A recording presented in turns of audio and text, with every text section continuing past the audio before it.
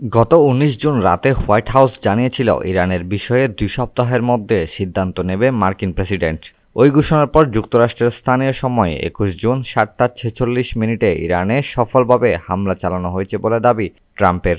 রোববার বাংলাদেশ সময় সকালে নিজের মালিকানাধীন সামাজিক যোগাযোগ মাধ্যম ট্রুথ সোশ্যালে ট্রাম্প লেখেন, আমরা ইরানের ৩টি পারমাণবিক স্থাপনা ফোর্দো, নাতাঞ্জ ও ইস্পাহানে খুবই সফলভাবে হামলা সম্পন্ন করেছি। সব বিমান এখন ইরানের আকাশসীমার বাইরে। বার্তা সংস্থা রয়টার্সের বরাতে জানা গেছে, একজন মার্কিন কর্মকর্তা জানিয়েছে ইরানে চালানো এ হামলায় যুক্তরাষ্ট্রের B-2 স্টেলথ বোমারু বিমান অংশ নিয়েছে।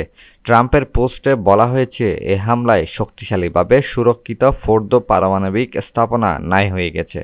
এর আগে ইরানে হামলার পরিকল্পনায় ট্রাম্পের অনুমোদনের খবর সামনে আনে মার্কিন সংবাদ মাধ্যম CBS ও ওয়াল স্ট্রিট জার্নাল। ১৯ জুন যুক্তরাষ্ট্রের একজন জ্যেষ্ঠ গোয়েন্দা কর্মকর্তার বরাতে CBS জানায়, ইরানের ফোর্দো পারমাণবিক স্থাপনায় হামলার কথা ভাবছেন ট্রাম্প।